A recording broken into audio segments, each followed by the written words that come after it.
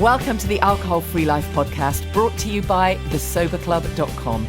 I'm Janey Grace. This is for you if you've quit the booze or you'd like to, or maybe you're just sober curious. I'll bring you tips and motivation without any judgment, and there'll be inspiration from experts, quit-lit authors, and sober heroes.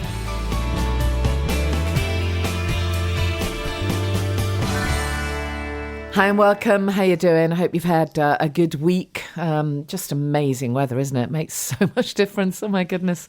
Wow, it really cheers us up when we get some sunshine. I actually got sunburnt. Ridiculous. But I think it was just like such a shock to the system to actually have some sun and manage to actually get burnt. We didn't exactly have a lead up to the good weather, did we really? So let me tell you about what we have on the podcast this week. You will have heard the phrase JOMO, the joy of missing out. And I thought it was great when I came across a new brand, the JOMO Club, with a couple of young guys who've set it up, Gemma and her partner Richard, who set this up. So I thought, let's have a chat to them. So we're going to be doing that a bit later on. And also, I saw that there was a book had come out about loneliness. And at first I thought, well, how is that in any way, related, even though it's a topic that interests me. But the more I thought about it, I realised, actually, do you know what? It's so relatable to everything that, many people are going through who listen to this podcast. And I realised that certainly, obviously across lockdown, it goes without saying, there's been people who've been incredibly lonely. It really has forced some people into isolation in the true sense of the word, of course. But then also when it comes to ditching the booze, so many people feel lonely, even if they've got people around them, because loneliness, of course, isn't literally about whether you're on your own in every case. It was also really interesting. It made me think about friendships and about this idea that we all need a 3 a.m. friend, that person that you could call if your car broke down, or if you just needed someone at 3 a.m. And I know I've said this on the podcast before, but I sometimes ask people, maybe perhaps on a retreat or in one-to-one coaching, tell me about your 3 a.m. friend. Who have you got in your life that you could call? And in many cases, people say, well, I don't have anyone. I don't think I have anyone. And then if you spin the question round and say, is there anyone that you would be a 3 a.m. friend for? Is there anyone that you would support at 3 a.m.? The answer is usually, oh, yeah, of course. And then they name several people. And it's interesting that we so often, we just don't feel we're as worthy as others. And yet, it's so often what underpins it all, isn't it? This sort of lack of self-acceptance and self-care that we afford others so much more kindness than we do ourselves a lot of the time. So anyways, I thought it'd be great to interview the author of this book, and turns out she's written books on happiness as well. So just a really, really great guest for the show. In the Sober Club, by the way, we've got some good stuff lined up. We're going to be chatting to a relationships expert. So I'll bring you part of that interview on the podcast as well. Someone who looks at healing toxic relationships. And again, this is something that, once you ditch the booze, all this stuff comes up. All this stuff we've buried for so long. And you do have to face it. And I know I've said this before, that a lot of people say, oh my goodness, I don't really want to feel these feelings. It's a lot easier when I don't have to. And unfortunately, when you're not numbing things out with booze, you do have to look at what's going on. You do have to be really honest with yourself and ask, well, is this friendship group still the right friendship group for me? Does this still work? And the sad reality is sometimes, not always, but sometimes people do find that friends fall away and they naturally kind of just don't grow with you. That lovely saying, you don't actually have to push people away as you grow. They will just fall away. They'll naturally fall away. So for some people it can be difficult, because you can find that your whole friendship circle changes as you ditch the booze. And of course, with your personal relationships as well, you might find that if you've ditched the booze and your partner hasn't, you have more time on your hands, for starters. You probably have a different outlook on the world. You're probably feeling much more energetic and wanting to get out and about and do lots of things. And maybe your partner is stuck in the same rut. Can be really tricky. So these are all the kind of nuances that we have to navigate. But wouldn't swap it for anything, right? In the Sober Club last week, I just put a little post on about being happy, about, sort of how happy are you compared to when you were drinking? Have you ever considered whether you're happier now than when you were drinking? And oh my goodness, the replies were just amazing, just so encouraging. People just saying, well, hell yes, was the overriding answer. But people just saying, I feel so much more balanced. I feel things are I have a sense of perspective. I've got a whole new lease of life. I'm kinder to other people. I mean, just on and on and on with all the different amazing benefits that being sober brings. And it was super encouraging, because of course I'd forgotten when I did that post that there were a few new members in the group who was kind of on day 1 or 2, and for them to see that heartfelt list of people just sharing how happy ditching the booze has made them on so many levels was really, really encouraging, super encouraging and inspiring. So they've really got something to aim for. So where we are if you want to look at joining us, if you want that connection and accountability and inspiration. It's thesoberclub.com. Check it out. And I've mentioned it a few times now, but I am finally posting details of the one-day kind of well-being events that I'm going to be hosting in Essex. And I'm not 100% sure, as I record this podcast, whether the first one is going to be 26th of June or not, but it's possible. So watch this space. Go to thesoberclub.com, click on events, and within a few days, all the info will be there.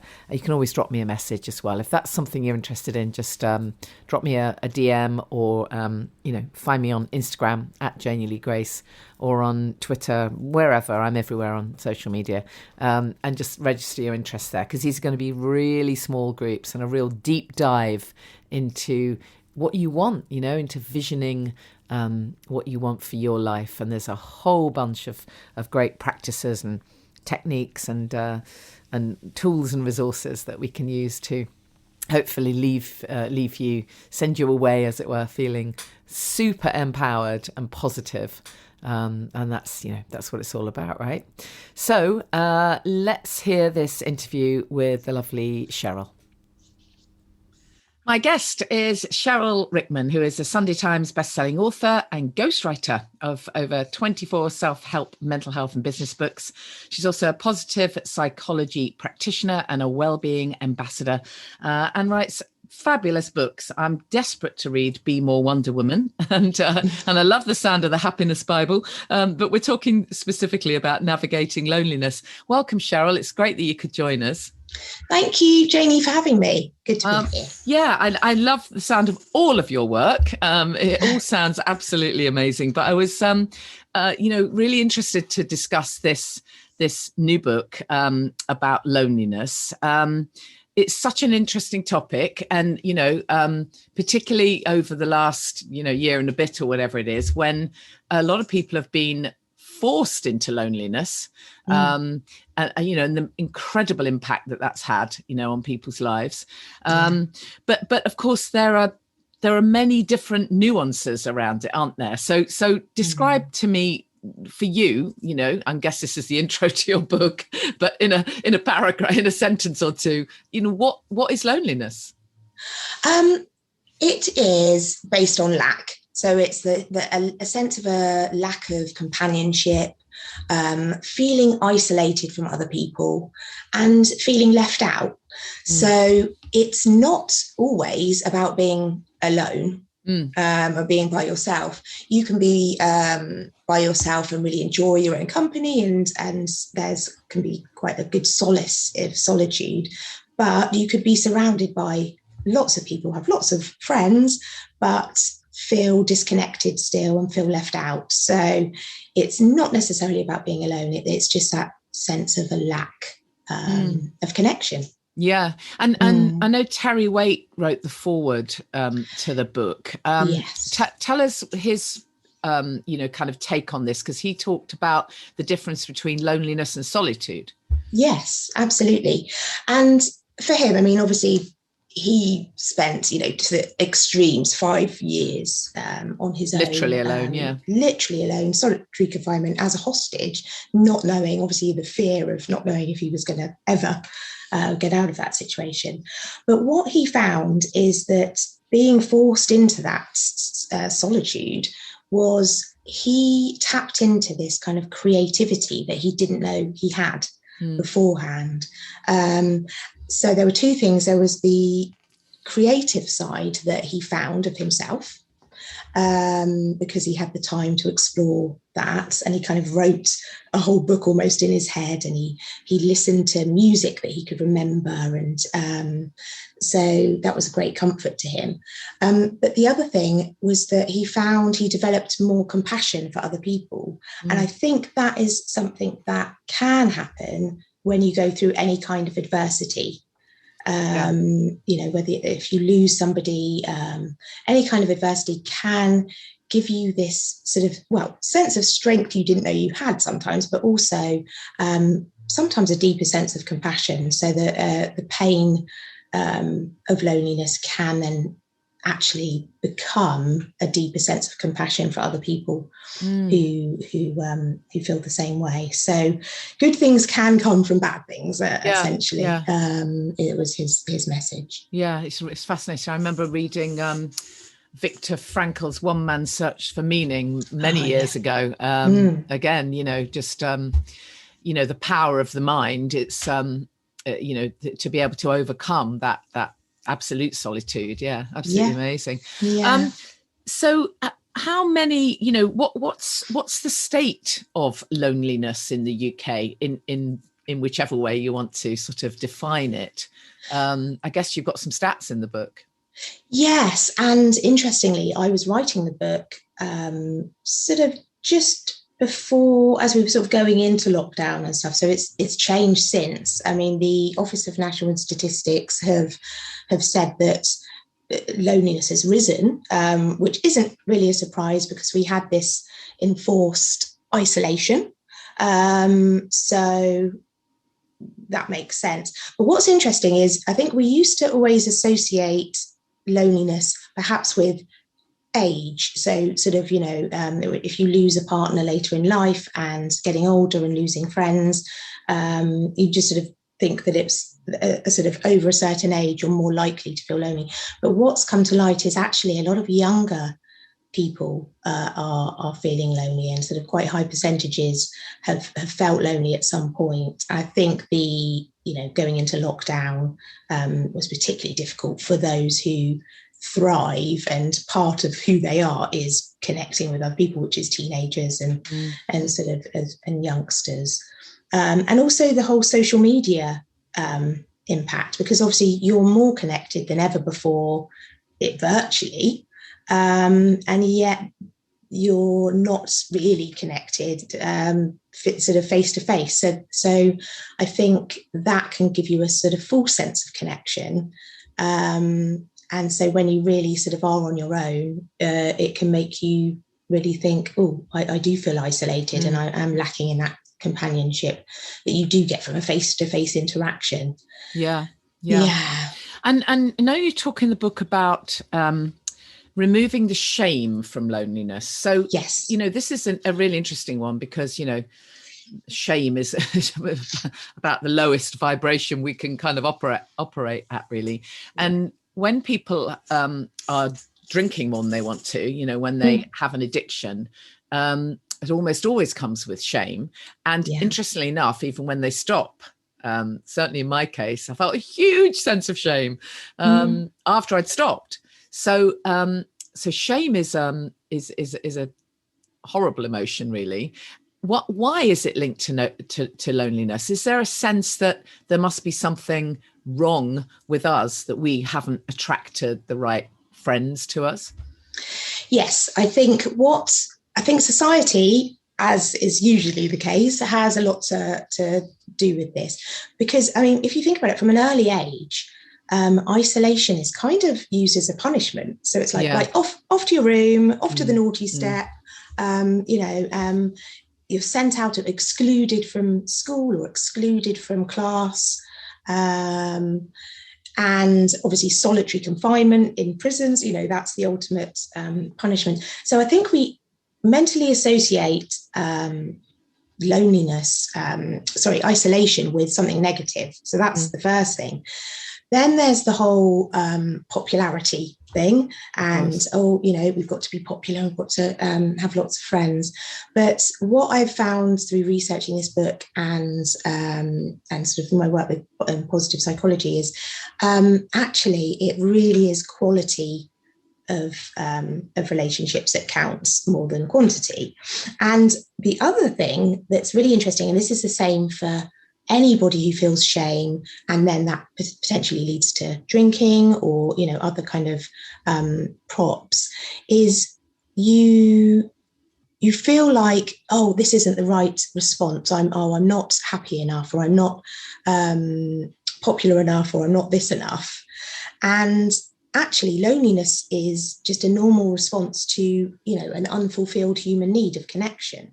So it's a bit like, you don't feel shame when you say I'm hungry or I'm thirsty, but really, loneliness is simply a feeling, that flags up you're deficient in the nutrients of connection. Yeah. So really, it's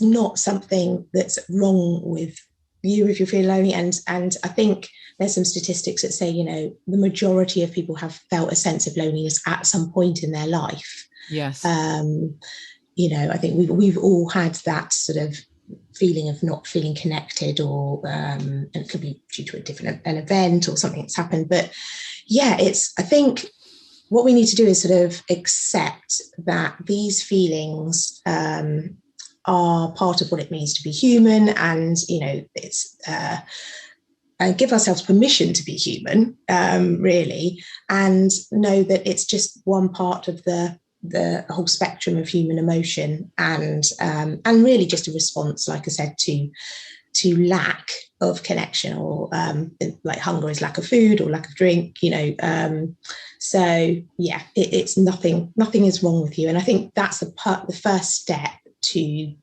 getting rid of that shame. Yeah. And where does the self-acceptance, the self-love come into all of this? Because there's no doubt that when you described at the beginning, that person who is very happy in their own company, they may not have others around them, but they're really very happy to be on their own. I mean, I find all of this really fascinating because years ago I would have considered myself a complete extrovert. I did one of those Myers-Briggs and that, analysis. And I was, off the scale extroversion, to the extent that I didn't even want to have a bath without somebody else chatting to me the whole goddamn time, But of course, I now see all these years on that I was just trying to fill gaps and fill holes, because actually I really wasn't very comfortable being with myself because I wasn't authentic with who I was. Similarly, I couldn't sit in meditation either, because that was very uncomfortable, needing to actually get back to that's an awful thought that's just popped in. I don't like that. That's telling me something about myself, So once I ditched the booze, for me, that changed everything. And I realized that actually I'm okay in my own company now, thank goodness. And I've started to like myself a bit more, so I can put some self-care in place. But I think, I'd be really interested in your take on this, the importance of the self-acceptance, and then how much we need to know or care about others validating us.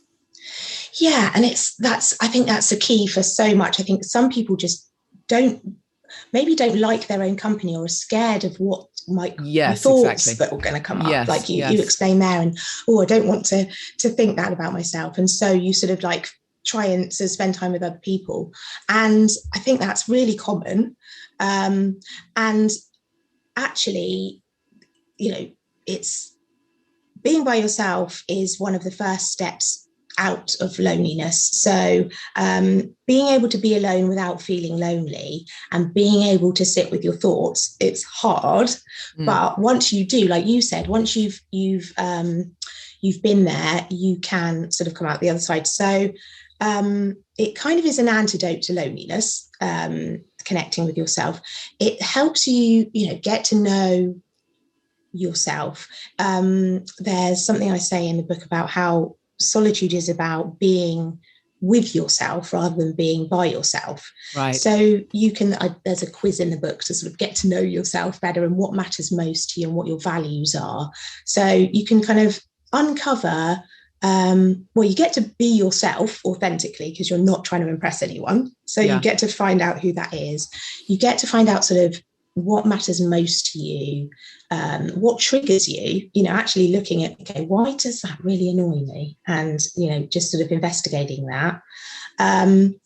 You can also get to sort of deal with your inner critic, because usually our inner critic just bombards us with this kind of, we've got this negativity bias. You're not good enough. There's something wrong with you. Who are you to think you would have any friends? Exactly. And totally. Or is that just my head? No, our inner critic is basically a bit of a bitch to us and is, just not kind and actually trying to protect us from making a fool of ourselves in front of other people and stuff, because this validation does matter so much to us from other people. But actually, what's interesting is, and they'll say things like, oh, why did you say that? You shouldn't have said that. And replay things, how things should have played out better, and not giving yourself permission to be human. So basically, what's really, I think, fascinating to understand and learn is a lot of those voices that give us such a hard time with that inner critic actually stems from what other people have said to us in the past, so perhaps, but also an assumption that comes from us about what we think other people think of us, which isn't necessarily based on any truth, because the problem is a lot of the thoughts, the inner critic thoughts that we have, are massively inaccurate. If it's based on what other people think, often people might respond to us in a certain way based on what mood they're in. They didn't have, they're hangry, they haven't had any food. We might remind them of like an old school teacher that embarrassed them in front of the whole class when they were 7, or all these different their own personal lived experiences that we haven't, it has nothing to do with us, but we see them sort of like, raising an eyebrow or tut it or doing some kind of response to us and just assume, oh gosh, okay, they hate me and I'm terrible. And actually that's not the case. So what solitude can do, it can be this kind of gift where you can take your thoughts to court, essentially. So all these negative thoughts, you can sort of take them to court and try and find evidence to dispute those negative ones. And the brilliant thing about our brains is there's a thing called neuroplasticity. So it's very malleable. So you can think about these beliefs that have sort of been grained into you that you're not good enough, and start to question them by going through, what have I achieved? What things have I overcome that I wouldn't have thought I could have overcome? It could be, for example, stopping drinking for a day or 2 days or however long, that's an achievement. And so thinking about achievements, and I would definitely recommend, this is a little bit of a hack for just giving yourself a bit of a confidence boost. There's a website called, it's about finding your strengths, and it's called viacharacter.org. And it's basically a questionnaire. It takes quite a lot of time to do. It's about 25 minutes. So it's not one of these kind of quick Facebook quiz things. It's proper strengths finder. And it is all of the 24 character strengths that human beings have. At the end of the sort of 25 odd minutes or so, it gives you your strengths in order. So you get the ones that perhaps are your weaknesses at the bottom, and then the ones that are strengths at the top. And it's really valuable because if you're feeling, like having a go at yourself and not measuring up, you can think about these strengths, for example, creativity, leadership, hope, gratitude, all these different things, and just think, oh gosh, actually, I have got a few things going for me. So even if you're really like, oh, I'm terrible, actually, no, these are my strengths. And then if you know what they are, you can then use them in your daily life and go, oh yeah, I was using that creativity there. And I love that. It's something I do with clients when I work with them one-to-one a lot is try to get them to sing their own praises. Remember what's great about them. And it won't be any surprise to you, but when I first started doing the work, sometimes I could be with someone for hours if we were working together for a long period of time, and they just could not come up with anything that they felt was special or good about them, other than in relation to other people. They could, some of them could manage it in relation to other people, so I'm a good listener, but nothing that actually kind of properly enabled them to really blow their own trumpet. And I think it's really important, as you say, we need to feel empowered by what we have going on, because we're all really kind to other people. Well, most people are, so if your best friend is feeling really down, like, oh, sod it, I'm just going to drink even though I've said I'm not going to, you'd go out of your way to remind them how strong they've been and all of the good qualities about them. We all do that for our friends, don't we? Absolutely. It is fascinating that we can't do it for ourselves so easily. And become basically befriending yourself. Exactly.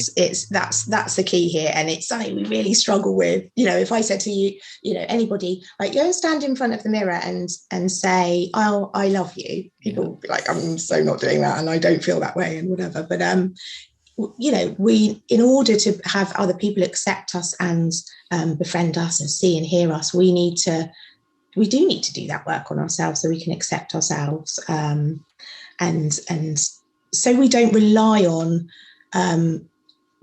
other people's approval for our self-worth.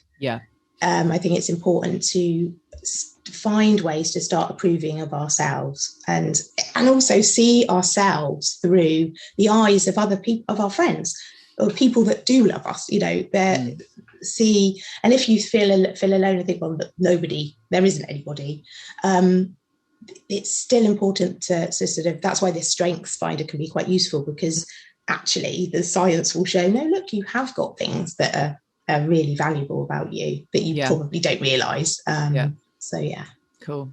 And then when it comes to connection, there's no doubt that if you can make connections, with like-minded people over whatever it is, it makes a massive difference. And certainly that's why I started the Sober Club, because one thing I've found interesting is that lots of people, when they ditch the booze, for example, they may be in relationships, they may have a bunch of friends, they may be in a family, so there may be people around them physically, but they feel very lonely in what it is they're trying to achieve. So in their goal, their motivation, their behavior change that they want to make, they feel very alone. And actually, I always advise that the people around you, closest to you, may not be the best people to share any of this with, because they haven't been there, done it, got the T-shirt. So actually sort of finding connection with a like-minded tribe, if you like, can be really important, so that to keep you on the track that you want to go. Would you agree? Absolutely, 100% agree with that, because I do think it really is the quality of connections. And actually, there's a bit in the book about this, the different circles, sort of inner circle, outer circle, and the different types of loneliness and how that relates to that. But you have different friends or different people in your life for different purposes almost. And actually, if you sit there and think, oh, actually, yes, that person, we always end up talking about work stuff. And that person, that's always about relationships. And then, so if you are going through, help for addiction, talking to someone who's been there and done that is so much more valuable than people who just don't really get it, or and also people who have the time. I think it's really important to do a bit of a sort of quality audit sometimes on your relationships and friendships. Doesn't mean, oh, right, you're going to ditch the ones that don't measure up necessarily, although sometimes that can be beneficial, but it sometimes just might expose different triggers or patterns that you can work on to heal relationships. But also it helps you find people who really see and hear you. And I think that often does come with age. Like, I don't know about you, Janey, but for me personally, I do find that as I've got older, I'm better at, it's almost like I've got a radar of connectivity for people who are more on my wavelength for certain things, which perhaps I don't think I had, say, as a teenager, for example. It's like, everyone just be friends. But for someone, just for someone who is at the moment, feeling perhaps some depression and, just very low mood, and doesn't have friends around them. I mean, I have had clients that I've said, I've asked them, and really there isn't anyone in their life. Yeah. There really actually isn't anyone, Where does that person start? What would you suggest? I mean, if they had done some of the inner work, I mean, is it as old fashioned, in inverted commas, as join a book group, or go to go and find a society that you want to be part of? Is it as old fashioned as that? Yeah, I think there is still that is a really good place to start, because if you think about what you enjoy doing and hobbies or things you want to learn about more, and you've already got something in common with someone else doing that, and there is you can hide behind a screen at first. You can join kind of online things and build up your confidence or connections that way. There's Meetup. You can find these groups. But the other thing, and something that I always recommend, which can be a bit scary at first, but is looking into volunteering. Yeah. Because that's sort of like ticks so many boxes to do with well-being. Absolutely. Because it's got, you've got it's doing something purposeful. You meet loads of other people who also don't know anyone there. Yes.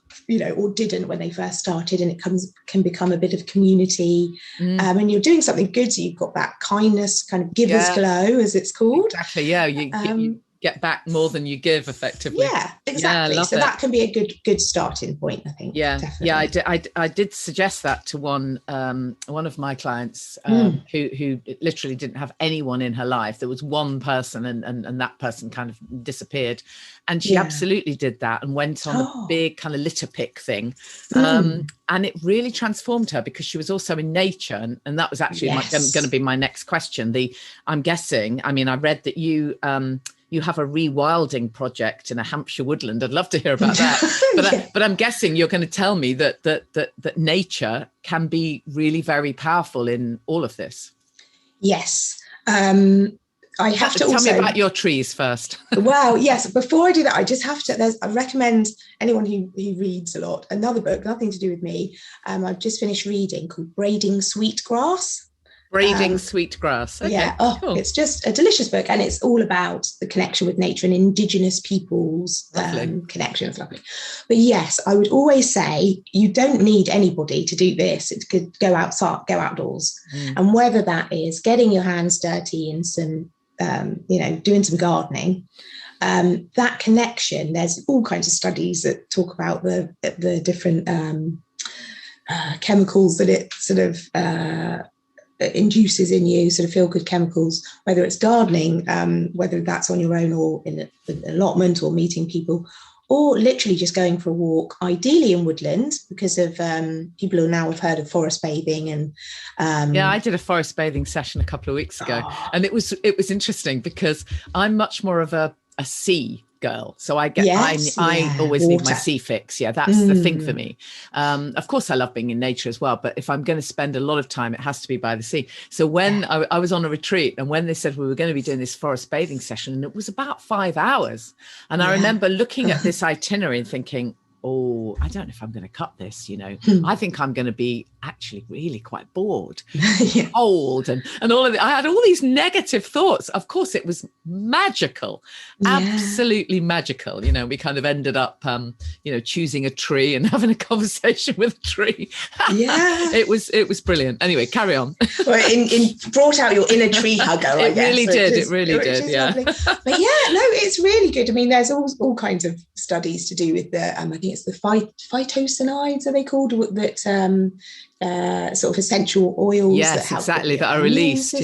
Yeah, and the feelings of awe and those sorts of things are just, it means you can connect with something else. So it's not just necessarily connecting with yourself or connecting with people, but connecting with nature. And actually, the indigenous people, they actually saw all life forms as people. So, your four-legged people and your winged people and your tree people, they just, and I think that cultivates greater respect for the natural world and everything else. But getting outside in nature, and that is one of the things that did make us make a bit of a possibly crazy decision. But we decided, rather than, we're renting a lovely cottage in Hampshire, and we had the opportunity to potentially buy a property, which we have done in the past, but we thought, well, we can do that, or we could just go and buy some land and just,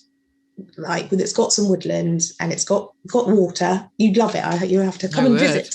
It's got a river bank, so it's like lovely, and possibly could dig a lake. There's all these kind of things, but it's high risk thing to do, to go and just do that, rather than buy a house and put lots of money into sort of rewilding it, really. So it used to be grazed as pasture, and we're sort of turning it into the wildflower meadows, trying to bring the wildflowers back.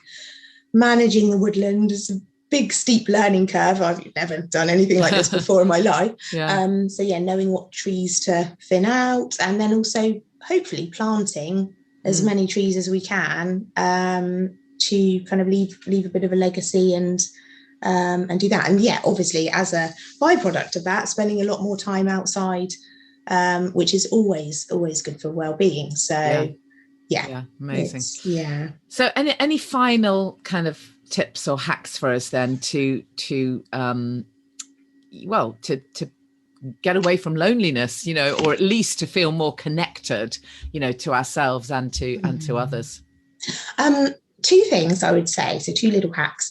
One is, there's different ways of doing it. You can do a list of delight. So anything that actually happens to you, you think, oh, I really enjoyed that. And something really small, like a robin landing nearby. Because we talk about gratitude sort of lists, don't we? But they can often be, I find, that people would tend to write the same stuff on there. So it will be, I'm grateful for my home. But what you're saying is it's those unexpected moments, really. Yeah. And I've been doing that. I've been keeping it on my phone, just because I know I always have a phone with me, and I just go, oh, that one, like I wrote down the other day, the soft pages of a book when you're reading, just little things like that. And then when you're feeling really down, you can sort of refer back to that. And also, I think gratitude lists are great, and I've done them and do them sometimes, but it can become a chore almost, and then it defeats the object. So I think just having this kind of like, fairly informal list of delight. Also, thank you, still part of the same sort of hack, really. A thank you, writing a thank you note can be really good, because it uses gratitude, because you're thinking about, what am I grateful for? Who am I grateful for? Why am I grateful for them? You're putting it down on paper. And then actually either hand delivering it, or if that's too cringe and you don't want to do that, you can, posting it. But then also you're doing something kind and making someone else feel good. And then as a result of that, there could be some, new connection spark between you, so that's another thing.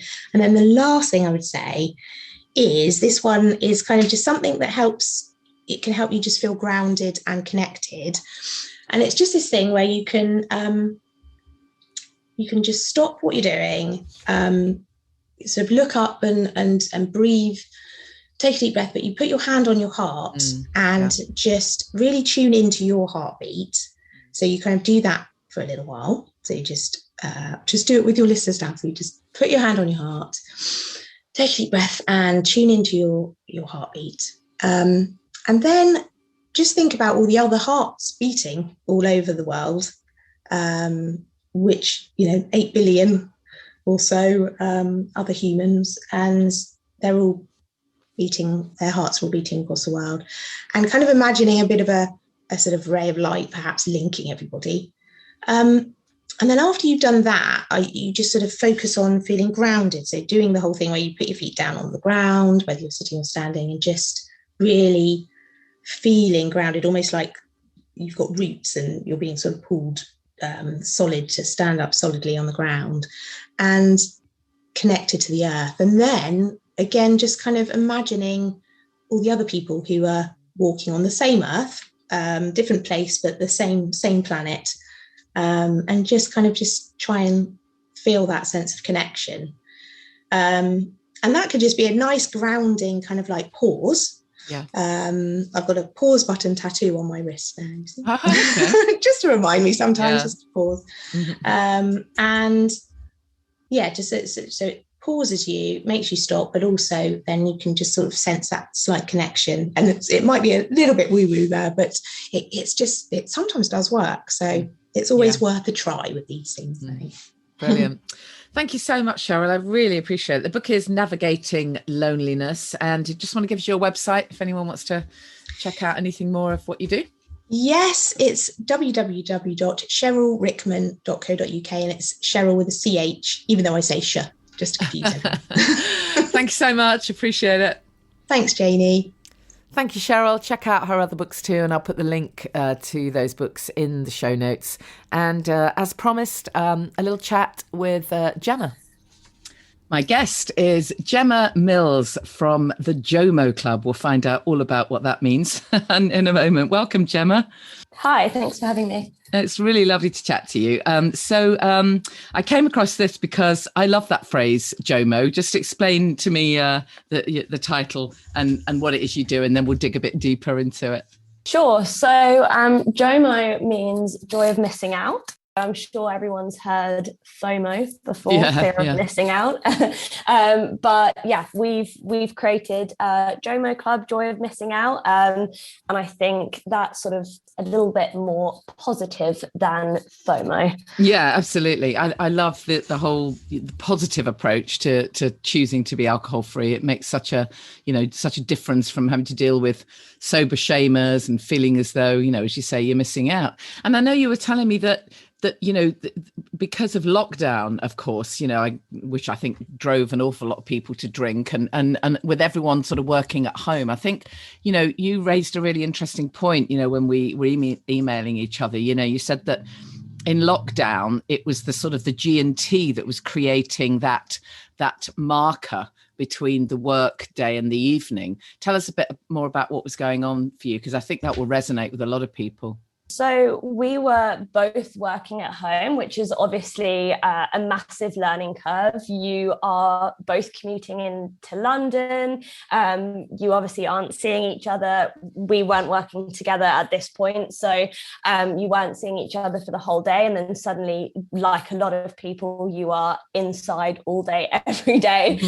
So that's a learning curve together. And then, like you said, come evening, you're trying to find that divide between working and then you're moving through to the evening. And at this point, obviously, you don't have the garden, you don't have summer. So it's winter time and you're moving through literally from your dining table through to the living room. So it was a tough divide. And we were finding that having a G&T was that divide between the daytime and the evening time. And drinking during the week especially wasn't really something that we'd ever done and wasn't really something that we ever wanted to start. And it was something that we started to discuss and it wasn't exactly very healthy. So that's when we started to discuss it with our friends and they felt exactly the same. And I think it did take quite a few months for us to say, actually, this isn't a healthy habit that we started, and we need to kind of nip this in the bud. And exactly that, friends, family, they had all started the same habit. I mean, it's interesting because, we tend to, we hear a lot about millennials, and about sort of young people, early 20s, drinking less. I mean, is that a thing? I mean, lockdown perhaps notwithstanding, I do think that your generation drink less than mine. But what's your experience? I mean, even before they've necessarily made a conscious decision to be alcohol free, do you think there's a lot less drinking going on than perhaps your parents' generation? I think I'm very much split down the middle. So I have some friends who are very hard partiers still. And then I have some friends who are very health conscious. They go to the gym and they feel like having a drink is very counterintuitive. And again, that's why we also started to stop, because we were having workouts in the garden, doing those home workouts. And we found when we were having a drink, we could notice a difference when we were having a drink in our workouts. And that was very counterintuitive. So we have those friends who work out, they feel, why should they be having a drink when they are eating so healthy, they are working out? But we do have party harders as well. So I think it's very split down the middle. And obviously with us working in London as well, I think the industries maybe that we've been in the past, maybe that has something to do with it as well. Being in exhibitions, being that has a bit of a stigma around it. So perhaps that has a part to play. Yeah, absolutely. I mean, of those people who are choosing not to drink, I'm guessing that the fact that we now talk a bit more about, mental health and anxiety, I'm sure that's had a part to play, because, in my day, nobody would ever admit that they were, they had any kind of anxiety, although I'm sure people did. But now, of course, we do talk about it more. And well, I would hope that there is more awareness of that link between alcohol and mental health issues. Would you say that's true? I think absolutely. I must say I've never faced anxiety in my life, and for the first time, and I think this is probably the same for a lot of people, during lockdown, I was hit pretty hard by anxiety in January, and it did hit me like a ton of bricks, and it was a feeling that I'd never faced before. And I listened to Fern Cotton's Happy Place, and that was throughout the whole of lockdown. So I sort of had a lot of awareness around it. I'd listened to a lot of people talking about it. So I felt like I was quite well equipped, but when it hit me, I was not well equipped. And I was pretty much, I feel like I'm a very positive person. I'm sort of positivity can cure everything. But when that hit me, I was like sofa bound for 2 weeks. I'd lost about 1.5 stones, and I was not well equipped at all. So lockdown especially, I think, hit a lot of people very hard, and alcohol does not help that. You definitely noticed the link, did you, at that point? Absolutely. I think during, but next day as well. We recently wrote an article about anxiety, and we had quite strong response about that as well. There was a lot of people commenting on our Instagram, just saying how strong that link is the next day, and how many people actually gave up alcohol due to the anxiety that they felt. Yeah, I mean, it's great. I'm so thrilled that, young people like you were talking about this, because, because the more people that make that link, the more the different, the more the difference we can make, really, and let that filter into the medical profession as well. Because I bet if you saw the GP, they didn't tell you to stop drinking, but that's a topic for another podcast. Well, it was medication and pills, and that was something I didn't want to take. So I end up getting into this every single podcast I do. It's incredible. So I mean, you may have heard me say my sort of mantra is keep the ritual, change the ingredients. So I love the fact that you've really, you really identified, okay, so that G&T, did that natural divide between work and the evening. And if I'm not going to be having the G&T, okay, I still want something. I still want something for that ritual. And that's exactly it, isn't it? So I'm guessing at that point then yourself and your partner sort of looked around at what was available for alcohol-free drinks so that you could, as you say, keep that joy. And what was your experience? Because I'm sure you'll agree, the market's changed massively to if you'd have done this even 5 years ago. Yeah, exactly that. So we started looking around. We started also speaking to our friends because actually, unbeknown to us, they had started drinking alcohol alternatives already. And they'd started quite a few months before. We actually started reaching out to some companies as well and speaking to them about sort of what they've been offering to people. And we did not realize how many alternatives were available, and there are hundreds. So like you say, a few years ago there were only a few. So it's amazing how many alternatives are available, and not only alternatives are available, but the high quality, amazing taste available alternatives. So it's amazing to see, really, and it's exciting to see what's going to be available in another 2 years. Absolutely. So your idea then, tell us all about the JOMO Club, the Joy of Missing Out Club. You want to try and make it a little bit easier for people to be able to access these different choices. Yeah, absolutely. We have created the JOMO Club, which is the UK's alcohol-free spirit subscription box. So we essentially are looking to bring the alcohol-free alternatives every month to people's doors. And in terms of what is available in the boxes, it's not just spirits, but we have mindful mixes and garnishes for the perfect simple serve. We have savoury snacks and sweet snacks as well. We also have a cocktail of the month, and we have an ingredient card that actually can get planted into your garden. And then we have the 16-page members magazine. And that's with recipes, interviews with the sort of alcohol-free brands and the mixer brands as well. And that's a little bit about us. So it's a little bit like, I suppose, how people get these sort of recipe boxes delivered, and it has all the ingredients you need and the recipes, to make some meals. It's the same kind of deal, I suppose, but we can, have this excitement of trying something new and then try a different mix up. So, I think it's a really fantastic idea, and people sort of pay that monthly subscription. Can they cancel at any time, or can they offer this to someone else as a gift? Yeah, absolutely. So you can get a monthly subscription, bi-monthly, quarterly. You can even get a one-off box if you want to try it first. And then definitely you can get a gift as well. So you can get 3 months, 6 months, or a 12-month gift. The theme of the first box is Colombian inspired. So you'll have a Colombian themed cocktail. You have 2 flavors of Colombian spirit for you to try.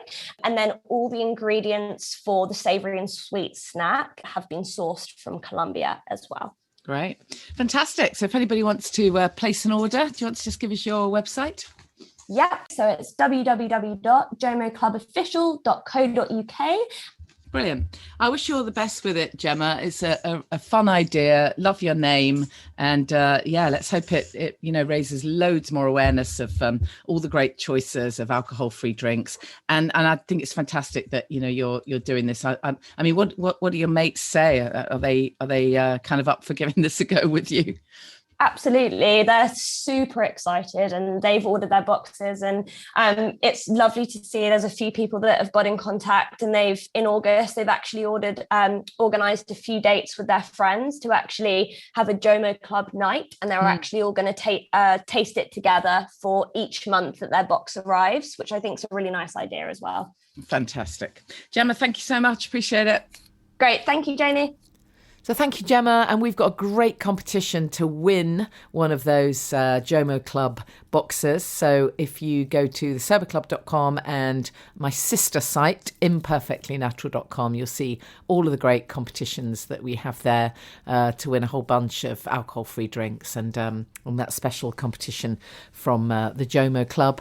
As I mentioned before, don't forget those wellbeing days, which are going to be up soon. There's another Champneys retreat in September. I think it's September the 11th. There may be some spaces still on that, so get in quick if you're interested. And, above all, as I say, pretty much every week, if you are struggling in any way, just reach out for help. There's always help available. And if you want to tell someone that you're doing this, if you're coming out lockdown, you're feeling a little bit nervous, then, tell someone, get some support. There's masses of support in the Sober Club. But if you just want to let someone know, then you can message me and I'll hold that vision for you. Promise. See you next time. Thank you for listening to the Alcohol Free Life podcast, brought to you by the Sober Club. Please rate and review. And if you want support, accountability and inspiration, and you want to live your best life without the booze, check out thesoberclub.com.